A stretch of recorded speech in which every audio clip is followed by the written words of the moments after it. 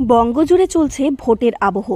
শাসক বিরোধী প্রার্থীরা নিজেদের জয়ের বিষয়ে সম্পূর্ণ আশাবাদী।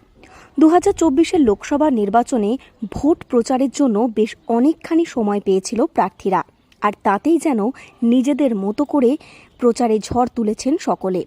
পুরুলিয়া লোকসভা কেন্দ্রের তৃণমূল প্রার্থী শান্তিরাম মাহাতো, রাজ্যের দুবারের প্রাক্তন মন্ত্রী ও 6 বারের বিধায়ক, বছর 69-এও যেন তরতাজা যুবকের মতো ছুটে বেড়াচ্ছেন সর্বত্র।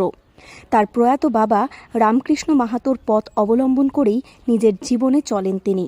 ছাত্র জীবন থেকেই বাবার সমর্থনে কংগ্রেসের পক্ষে দেয়াল লিখতেন। 2004 ও 2019-এ কংগ্রেসের হয়ে পুরুলিয়া লোকসভা কেন্দ্রের প্রার্থী হন তিনি। সেই সময় জিততে না পারলেও এবারে লোকসভা ভোটে নিজের জয়ের ব্যাপারে সম্পূর্ণ আশাবাদী শান্তিরাম। গোটা জীবনই রাজনীতির লড়াইয়ের ময়দানে নিজের 100% দিয়েছেন। রাজ্যের দুবারের মন্ত্রী হওয়া সত্ত্বেও বাঙালির অন্যতম ইমোশন দীঘা, পুরী, দার্জিলিং আজ পর্যন্ত ঘুরে দেখেননি মন্ত্রী শান্তিরাম মাহাতো।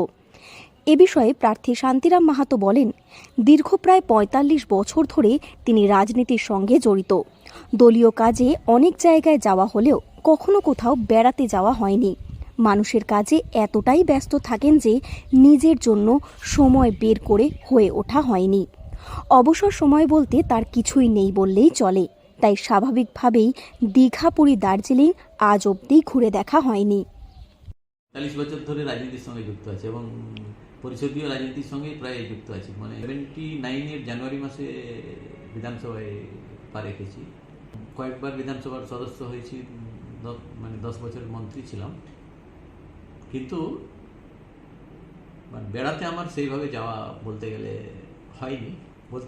বলতে আমি মানুষের সঙ্গে এত মিলেমিশে থাকি, সেই জন্য ওই অবসর সময়টুকু বেড়াতে যাওয়ার সেই মানসিকতাটা আসে না। যে আমি লোকের সঙ্গে মিলেমিশেই একটা রুটিনের মতো হয়ে গেছে যে প্রত্যেক দিন মানুষের সঙ্গে থেকে কাজ করা।